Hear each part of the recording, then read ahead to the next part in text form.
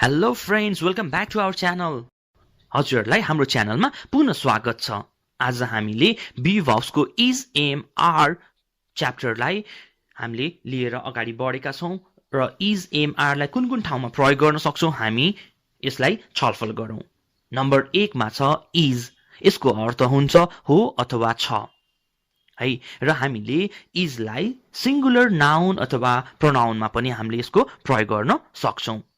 Singular अर्थात एक वचनमा हामीले यसको प्रयोग गर्न सक्छौं। अब सुरुमा यसको चाहिँ स्ट्रक्चर अथवा बनावट कसरी हुन्छ त्यो हेरौं। सुरुमा he, she, it, Ram और Sam। त्यसपश्चात is र अन्त्यमा हामीले एडजेक्टिभ अथवा नाउनको प्रयोग गर्न सक्छौं र यसलाई उदाहरणबाट अझ हामी प्रस्ट्याउँ। उदाहरणमा यस प्रकार छन्। He is a boy। वाक्य सामान्य छ। She is a nurse। It is my pen। अब एडजेक्टिभ पनि हामी प्रयोग गर्न सक्छौं यसमा।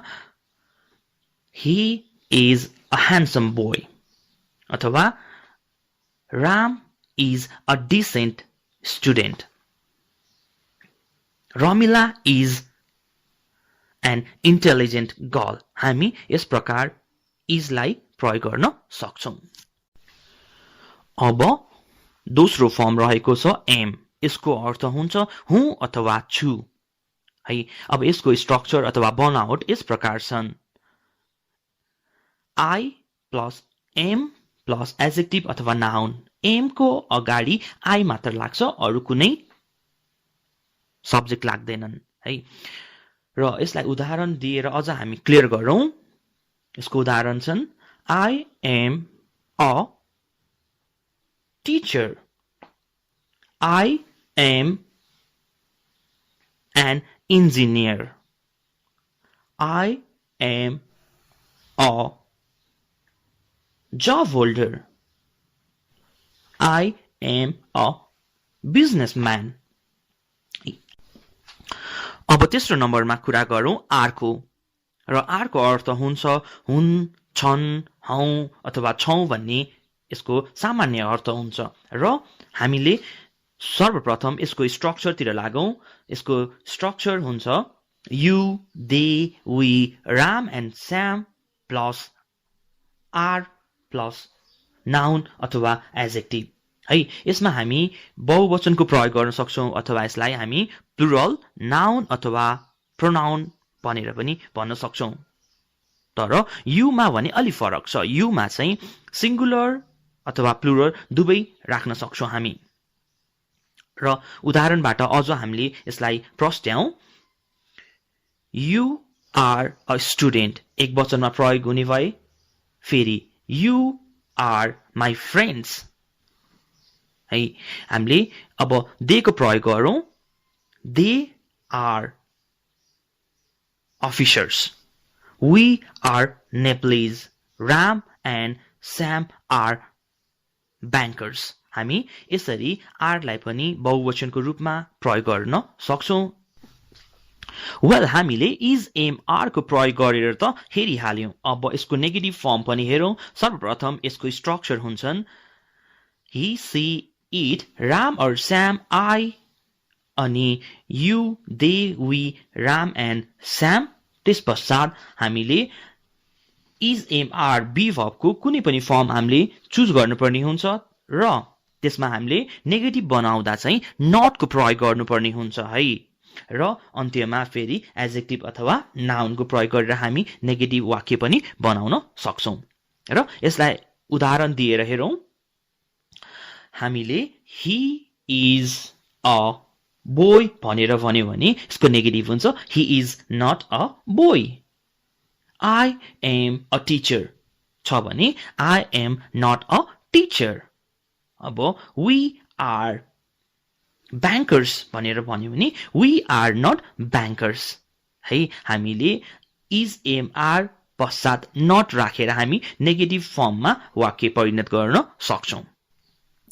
अब हामी क्वेशन तर्फ लागौं इज एम आर को क्वेशन बनाउन सक्छौं र हामीले क्वेशनलाई दुई प्रकारमा विभाजन गर्न सक्छौं है सामान्य यस नो क्वेशन अर्थात हामीले यस नो क्वेशन गर्दाखेरि यसको उत्तर यस अथवा नो मा आउँछ त्यसपश्चात हामीले डब्ल्युएच क्वेशन पनि गर्नेछौं र सुरुमा हामीले यस नो क्वेशन को प्रयोग गरौं र यस नो क्वेशनलाई दुई प्रकारमा विभाजन गर्न सकिन्छ यसको पोजिटिभ फर्म र नेगेटिभ फर्ममा लान सकिन्छ सर्वप्रथम यसलाई पोजिटिभ फर्ममा वाक्य बनाएर हेरौं है त्यो भन्दा पहिला यसको बनावट कस्तो छ त is am are plus subject plus adjective अथवा नाउन फेरि पनि भन्छु मैले यसलाई is am are plus subject plus adjective अथवा नाउन अब हामीले यसलाई उदाहरणमा हेरौं is he a student am I well र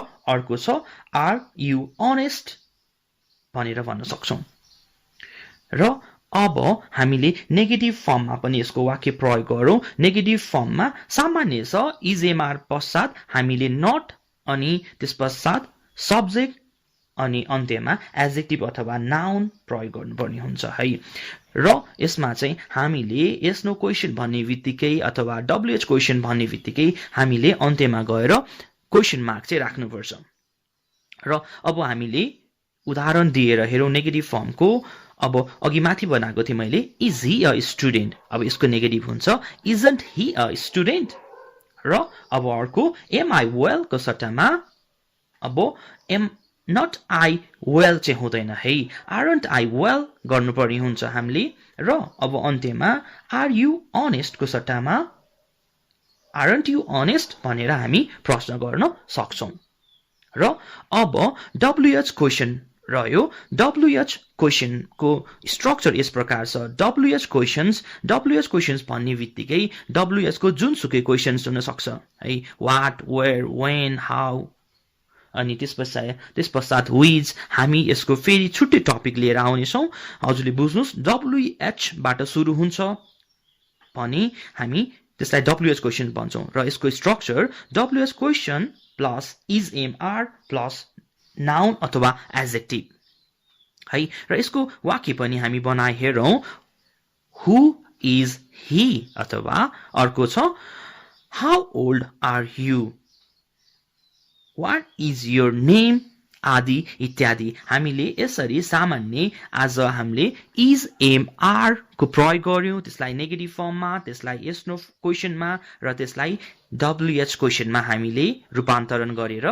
हामीले बी वर्ब को इज एम आर लाई अझ प्रस्ट्यायौं है अब अन्त्यमा मैले यसको स्ट्रक्चर भनेर अन्त्य गर्नेछु फेरि ध्यान दिएर हेर्नु होला है त इजको हामीले नम्बर 1 मा के भन्यौं he, she, it, Ram अथवा Sam plus is plus adjective अथवा नाउन त्यसपश्चात एम को कुरा गरेको थियौं I plus am plus adjective अथवा नाउन र अन्त्यमा आर को स्ट्रक्चर थियो you, they, we, Ram and Sam plus are plus noun अथवा एडजेक्टिभ अनि हामीले नेगेटिभ फर्ममा पनि लग्यौं नेगेटिभ फर्मको स्ट्रक्चर छ subject plus is am are plus not plus adjective अथवा नाउन हामीले त्यसपश्चात फेरि यस नो क्वेशन्स हामीले प्रयोग गर्यौं यस नो क्वेशन्समा थियो is am are plus subject plus noun अथवा एडजेक्टिभ त्यसको नेगेटिभ पनि सिक्यौं हामीले is am are plus not plus subject plus adjective अथवा नाउन र अन्त्यमा हामीले डब्ल्युएच क्वेशनको स्ट्रक्चर बनाएका थियौं डब्ल्युएच को क्वेशनको स्ट्रक्चर हुन्छ डब्ल्युएच question plus is am are plus noun अथवा एडजेक्टिभ है र यसै गरी आजको हामीले लेसनलाई कम्प्लिट गर्यौं यदि हजुरहरूलाई यस्तो भिडियो अझ पनि हेर्नु छ भने हाम्रो यो भिडियोलाई लाइक गर्नुस् र साथीहरू समक्ष शेयर गर्नुहोला र अन्त्यमा सब्स्क्राइब गर्न चाहिँ नभुल्नुहोला है त हस्त धन्यवाद